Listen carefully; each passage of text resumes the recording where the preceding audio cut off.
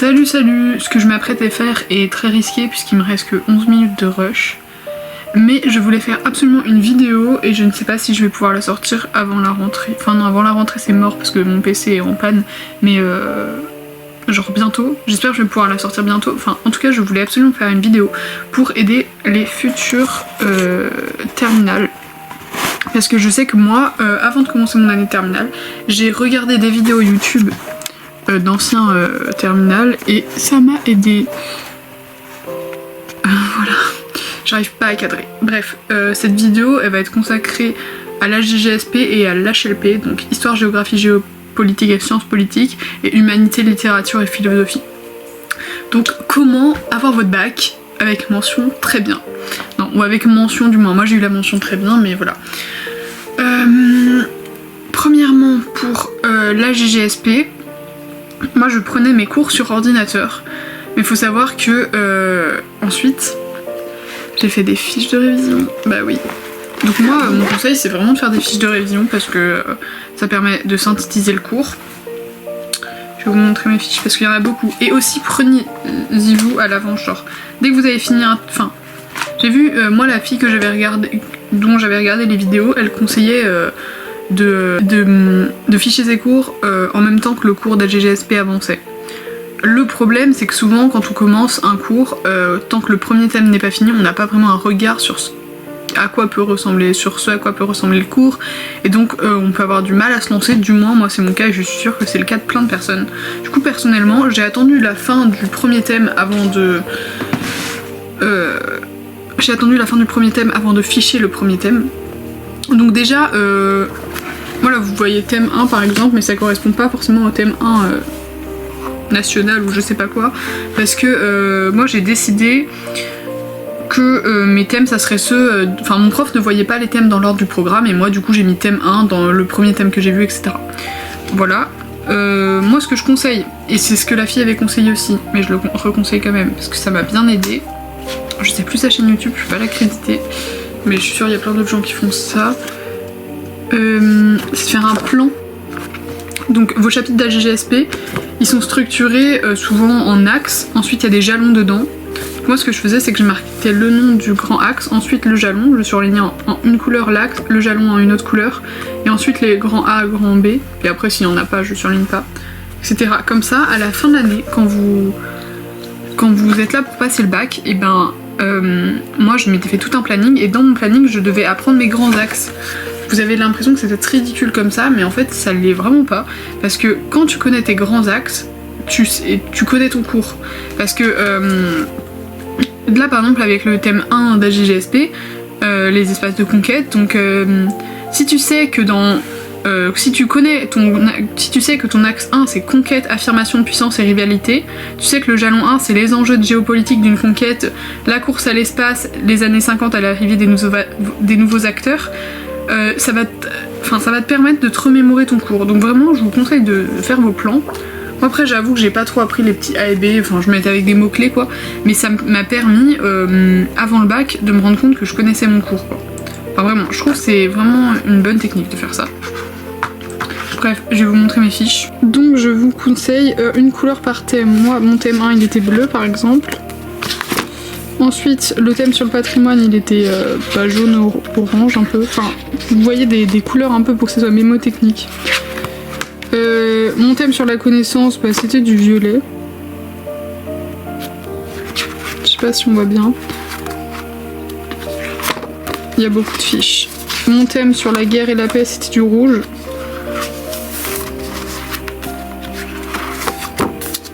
Hop. Mon thème sur les génocides, tout ça, histoire et mémoire, c'était vert et rose. Parce qu'en fait, c'est le dernier thème que j'ai fiché en réalité, et du coup, j'ai pris les couleurs qui me restaient. Enfin, j'ai fait un mix un peu bizarre, mais voilà. C'est un peu chelou, je suis d'accord. Et mon thème sur l'environnement, c'était du vert, évidemment, parce que voilà. Donc, je sais pas si vous voyez comment j'ai structuré mes fiches, mais... Enfin, voilà. Il y a autre chose pour la GGSP que je voulais vous montrer, mais ça m'énerve parce que je le trouve pas. En fait, je me suis fait des questions sur mon cours. Donc, comme je vais vous les montrer juste avant, j'avais des couleurs par thème. Et donc, en fait, c'est des mini-cartes, genre comme ça. Dessus, il y avait une question, mais très random. Alors, soit assez large sur le cours en général, soit un truc hyper précis qui permet, parce que dans une disserte, vous le savez peut-être pas, mais je pense que vous le savez, faut mettre des détails parfois pour étayer un propos, un bon argument avec des exemples, quoi. Parce que, donc, du coup, il y avait des questions plus pour des arguments, c'est-à-dire des trucs plus larges sur le cours, et des questions avec quelque chose de très précis sur le cours. Bref, si je retrouve ce porte-monnaie, mais je ne pense pas, je vous montrerai plus tard. C'est un petit porte-monnaie, on s'en fout du porte-monnaie, vous mettez dans ce que vous voulez, mais en gros, dedans, il y avait des petites questions, et chaque question avait genre j'avais colorié de la couleur du thème. Mais je piochais, et comme ça, à la fin de l'année, je me faisais ça, et ça me permettait de me rendre compte que je connaissais quand même des trucs. Et je les faisais, donc je piochais chaque question, et celles où j'avais faux, je les mettais de côté. Donc au début, normalement, il y avait quasiment tout où t'as faux. Et au fur et à mesure, t'en as de moins en moins où t'as faux. Et évidemment, j'ai rajouté des questions aussi au fur et à mesure. Voilà, et donc il y a des matins comme ça, avant de réviser pour le bac, et ben pendant ma semaine de révision, je piochais un papier, et je le remettais dans le bac, je le remettais dans le truc si j'avais faux, et je le remettais à côté si j'avais bon, et bref, comme ça je piochais tout le truc, et enfin voilà. Donc pour la GGSP, il faut être hyper attentif en cours. Si vous comprenez pas un truc, posez direct une question, c'est hyper important. Ensuite, je vous conseille la chaîne de Lionel Lacou, c'est un nom comme ça, enfin j'essaierai de le marquer, voilà, en bas. Donc moi je vous conseille clairement de faire des fiches parce que ça vous permet de synthétiser votre cours, mais les fiches de la GGSP vous ne pourrez, enfin c'est comme toutes les fiches, il vaut mieux les faire au moment venu, mais vous pourrez certainement pas les faire au dernier moment. Donc faites-les au fur et à mesure parce que c'est dans l'année que vous avez le temps.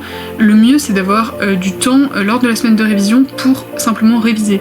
Moi je sais que mon thème sur histoire et mémoire, il n'était pas fiché. J'ai dû le ficher pendant ma semaine de révision et ça m'a pris du temps alors que j'aurais pu le consacrer à d'autres révisions. Ça m'a pas empêché d'avoir une mention, voilà, mais vraiment essayez de ficher pendant l'année parce que surtout au premier semestre. Donc ensuite pour l'HLP. L'HLP c'est super simple à ficher vraiment, mais il faut le faire au fur et à mesure parce que sinon on peut se retrouver vite débordé. Mais c'est beaucoup plus facile que la GGSP au niveau du fichage. Pour la GLP, je vous conseille de vous faire une partie philo évidemment, donc philosophie. Moi je me suis fait des petites fiches synthétiques sur la méthodo. On voit pas très bien mais voilà. Bref, et ensuite je me faisais des fiches, je marquais en haut juste le chapitre, et ensuite je surlignais le nom de l'œuvre. Hop, là c'est le nom de l'œuvre. Ensuite l'auteur, bon là je mettais des dates mais on s'en fout clairement. Et donc là je faisais un résumé de ce qu'on avait vu en cours sur ce texte. Il y a des textes où c'est tout petit, il y a des textes où c'est énorme. Alors, par exemple là c'est tout petit. Bref, et ça c'est trié par chapitre. Donc ça c'est pour la philo. Et pour la littérature, exactement la même chose. Donc la philo, faut savoir que quand on fait ces fiches-là, on a plus des arguments, qu'est-ce que les philosophes disent sur un thème ou un thème, qu'est-ce qu'il faut retenir quoi. Mais ne marquez pas tout votre cours, genre vraiment synthétisez quoi. Et n'hésitez pas à mettre des exemples, à faire des schémas si ça vous aide. Moi je sais qu'il y a des textes à m'aider, les schémas. Donc voilà, ça c'est pour la philosophie. Et en ce qui concerne la littérature, vous faites la même chose, mais moi je sais que ma prof de littérature ne faisait pas de résumé de ce que disaient les auteurs ou quoi. Par exemple là, je sais pas, j'ai... on va prendre... il y a sans doute d'autres gens qui l'auront, du côté de chez Swann, par Proust. On avait étudié un de ces textes-là, et dans ce texte, c'était par la dégustation de la madeleine, trempée dans le thé, Proust se retrouve plongé dans son enfance. La perception gustative permet un retour à l'enfance. L'expérience autobiographique apparaît comme une récompense après ce cheminement qui lui a demandé de l'effort. En gros, vous faites des petits résumés comme ça. En fait, la littérature en essai, ça vous sert surtout d'exemple. Donc vous prenez pas trop la tête, mais faites un résumé de ce que vous avez vu. En revanche, en philo, résumez l'argument de l'auteur vraiment. À la limite, en philo, écrivez un peu plus si vous avez besoin d'être clair. Et ça, faites-le au fur et à mesure de l'année, parce qu'en fait, ça vraiment, à chaque fin de semaine, le week-end, vous faites un petit résumé de chaque truc que vous avez vu. Il y a des semaines vous en verrez peut-être pas beaucoup, mais d'autres semaines plus, et comme ça, ça sera fait. Enfin, vos fiches d'HLP, ça prend... Les fiches d'HLP, il y en a pas plein, mais si t'as à faire ça en fin d'année, c'est plus dur de résumer un truc quand tu l'as vu il y a longtemps. Et en plus, ça vous servira dans l'année. Donc pour l'HLP, voilà ce que je vous conseille. Ensuite, pour les révisions, je vous conseille, vous prenez les sujets d'anal et vous faites juste des plans détaillés, parce que franchement, ça sert à rien de s'entraîner à rédiger, vraiment. Vous faites des plein de plans détaillés, tout ça. Et ensuite, je vous conseille aussi de prendre une feuille, vous mettre dans le blanc total, enfin en mode vous savez pas, vous avez aucune fiche à côté de vous, et vous marquez tous les noms de texte, le titre et les auteurs. Et vous allez essayer de vous remémorer, pas comme ça, tous les textes que vous avez vus, vous en marquez un max, genre en mode tu marques du côté de chez Swann, Proust sur ta feuille, et genre après tu vas voir, et après tu prends ta feuille blanche, tu vérifies les auteurs, t'en rajoutes au crayon rouge avec, en vérifiant pour voir si t'as tout ton cours, et ensuite tu regardes par exemple du côté de chez Swann, Proust, et t'es là devant ta copie et tu t'essayes de te dire ah bah qu'est-ce qu'il dit dans ce texte. Je sais pas du tout si je suis claire, mais je vois ma batterie qui est rouge, du coup je me dépêche un peu de m'expliquer. Salut, j'espère que je vous ai aidé.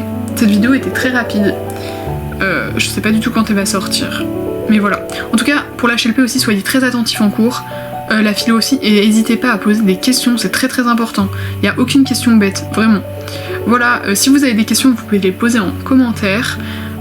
Pour mes notes, pour vous situer, en AGGSP, j'ai eu 17, et c'était les notes que j'avais à peu près toute l'année en AGGSP, donc voilà. Enfin, j'ai déjà eu plus, j'ai dû avoir moins aussi, mais genre généralement j'avais 17. Et en HLP, j'ai eu 16. En sachant que le sujet qu'on a eu en philosophie était à peu près un peu hors programme, donc j'ai pas eu beaucoup à utiliser mon cours, c'était très compliqué. Mais je me suis quand même bien dépatouillée, et du coup, en vrai, 16 c'était une bonne note. Franchement, après, peut-être j'ai eu de la chance sur les examinateurs, j'en sais rien, mais voilà. Ah oui, je vous ferai peut-être une vidéo pour la philo tronc commun, parce que là j'ai vraiment bien réussi, j'ai pris la dissertation, j'ai eu 19. Donc je pourrais peut-être aider certaines personnes. Mais après la philo tronc commun, ça dépend aussi beaucoup des profs et comment ils s'organisent, donc parfois c'est plus compliqué. En tout cas, j'espère vous avoir aidé, et bon courage, vous allez vous en sortir, vous allez y arriver. Puis si vous appliquez ces méthodes-là, franchement, vous pouvez au moins décrocher la mention assez bien. Vous travaillez tout au long de l'année, vous avez des notes au moins aux alentours de 13 pour avoir un bon contrôle continu, et ça peut vraiment le faire. Courage!